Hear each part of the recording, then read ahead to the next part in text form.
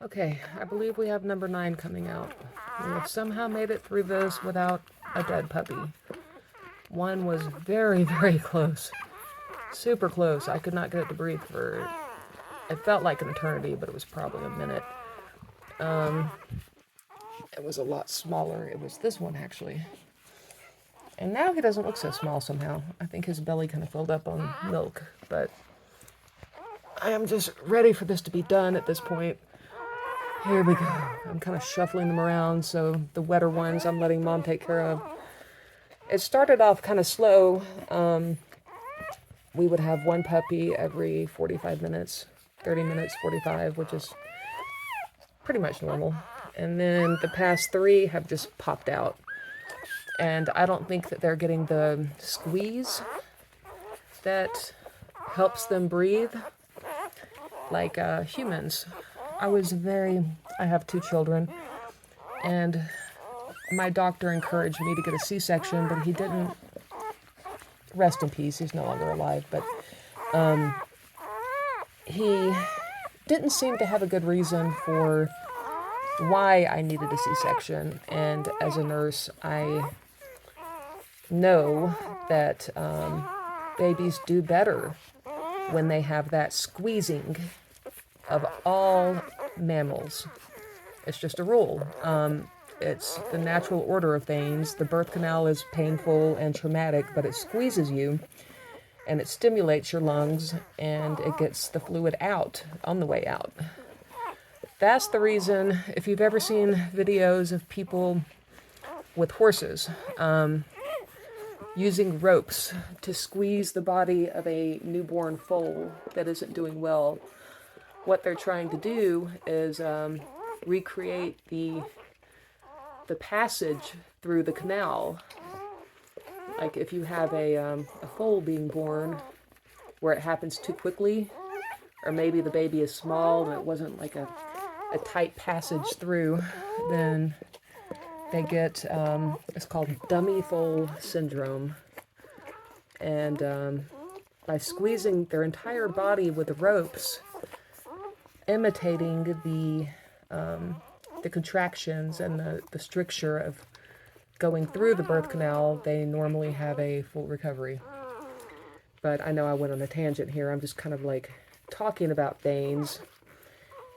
I have experience in birthing horses, goat kidding, but not puppies. So this is new to me, but it seems like all the rules kind of apply. The timing's a little bit different, but with goats, you normally have 2 or 3, and they have to be out within half an hour of each other, or stuff can go wrong. Seems like an hour is, or even possibly 2 between babies can be okay. I really want to see this last one come out. So, I didn't see as many videos as I hoped on, not that breeds are that different, but German Shepherds whelping. One lady had a really good video out there, but to be honest, I wanted graphic. Like, I wanted to see everything coming out and what Mom did and what could go wrong. So I'm hoping that my videos might be meaningful for people who are having a little anxiety like I am. So this is just fluid and a little bit of blood. You're going to see a lot of that. I've gone through 6 or 7 towels about this size. All the blankets I had laid out for whelping. All right, I bet this baby's going to come. She barely even pushes now. Like I said, things get kind of stretched out towards the end. And some of these babies were huge, like 1.5 pounds. So they're coming out really quickly. Just waiting. So what I wish somebody had told me was be really careful about having loose blankets, because babies kept getting tangled up in blankets. And I was very lucky that I didn't step on one. She would step on a baby that was wrapped up in a blanket. So I would make sure to have one tight fitted sheet and nothing else when it's time to give birth. I hate that because, well, then they start nesting and they tear it down anyways, which is, I had everything nice and organized and flat, and she nested and messed it all up. I think she's tired of me. This is the, for being a feral street dog, this is the most well-mannered, gentle dog. And she already has a home. I'm a rescue, so these are all going to be adopted out. She already has an adopter. The puppies do not. If you live in the Midwest and are interested in a German Shepherd, possibly full, but more than likely mixed puppies, go to Windiger Farms Animal Rescue and Rehabilitation. My website is not completely functional yet. It's there, but it's not updated. My Facebook page is updated, and I'll be listing each puppy individually. There will be an adoption fee. I am not making money off of this. The adoption fees will barely cover the vetting, the x-rays, everything that I've had done so far. It'll be pretty on par. No, careful. She gets a little bit rough. It'll be kind of on par with what you would see adopting a puppy at a shelter. I'll have a standard application for you to fill out. I will call your vet just for references. I'm not going to be completely obnoxious about it, but I want to make sure that they're a good fit for the house they go to. These are going to be large dogs, so if you have little kids, it's definitely something to think about. Now, I did have German Shepherds when I had both of my kids, but they were already adults, and my kids grew up with my German Shepherd, so I personally believe it can be done. But some people don't like the idea of their toddlers being around German Shepherds, and there's no guarantee. Their puppy phase, they're going to be really energetic for the first 2 years. So little kids, definitely something you want to think about, because so many adoption failures happen because somebody gets pregnant. Okay, let's see if the baby comes out. So again, if you are interested in adopting one of these, of course, 8 weeks from now. I cannot adopt these puppies until they are 8 weeks old. I will have an adoption application ready very soon. I'm kind of holding her leg. I haven't decided on the adoption fee, but it will be very reasonable. You will need to sign a contract saying that you, if anything goes wrong with the adoption, I get the first right of refusal, meaning you bring the dog back to me. If it's within a reasonable amount of time, I will refund the adoption fee.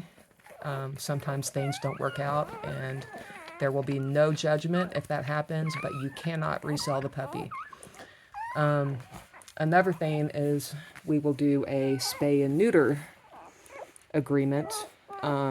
Obviously, this is why we have thousands of dogs being put to sleep daily. While these puppies are beautiful and I love them, this is 9 more homes that are going to be occupied instead of puppies that are in shelters that are getting euthanized, and that really is what's happening in certain cities. So it's very important to me that these puppies not continue that cycle and that they get spayed and neutered. Now, there's a balancing act here. If you were to get these puppies from a shelter, they would make you spay and neuter at the age of 7, 8 weeks. That is really, really bad for puppies. The ideal age for large breed is honestly 1 to 2 years. The reason being, spaying them or neutering too early can affect joint development. There's an association between dysplasia and other conditions. Let me make sure this one's okay. So I would much rather pay in advance, like I could give a voucher to a local spay and neuter, or somewhere if you live remotely, and you could use it to get a spay and neuter done at our expense. It means that much to me that you have it done and that you report back when you do, if you are interested in adopting one of these very, very beautiful puppies. And they are beautiful.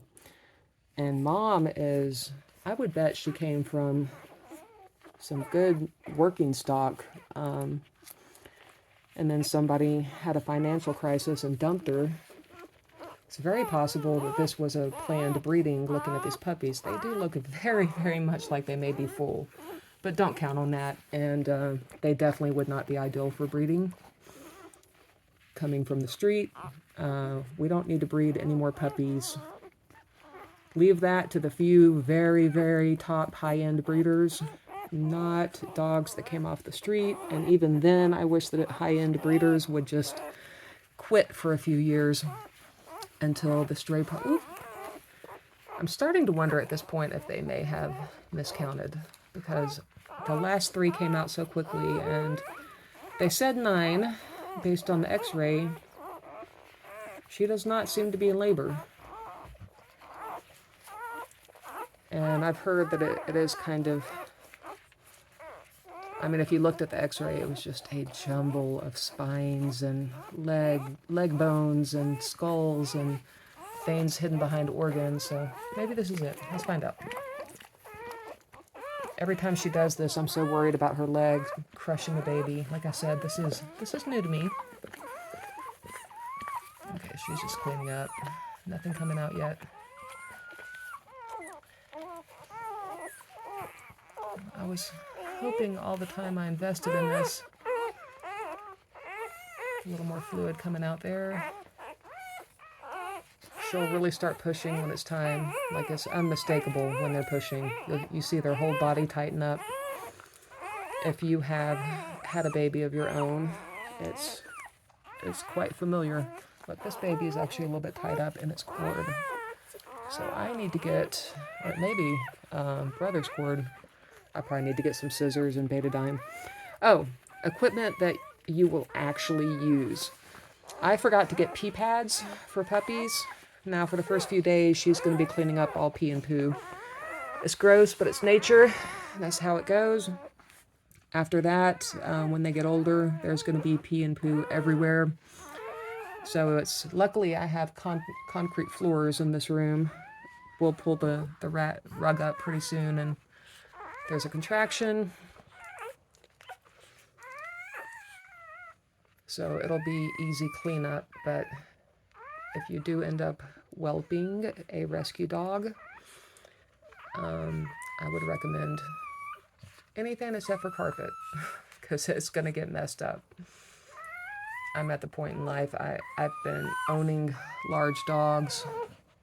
I live on a farm, I have horses. I'm coming in and out constantly with dirty boots. And I'm always, just keeping the house clean is really, or not, we keep it clean, but keeping it bright and everything white is not a possibility. Let's see, 1, 2, 3, 4, 5, 6, 7, 8. We're still waiting on 9. Where is 9? Well, I'm going to wrap this video up. Really, this just ended up being kind of a lecture. But these puppies, again, there should be one more coming. Go to Windiger Farms, spelled Windig, as in Gina, ER, Windiger Farms, Animal Rehabilitation and Rescue on Facebook. And give me an ad and send me a message. My name is Melanie. All right, thank you.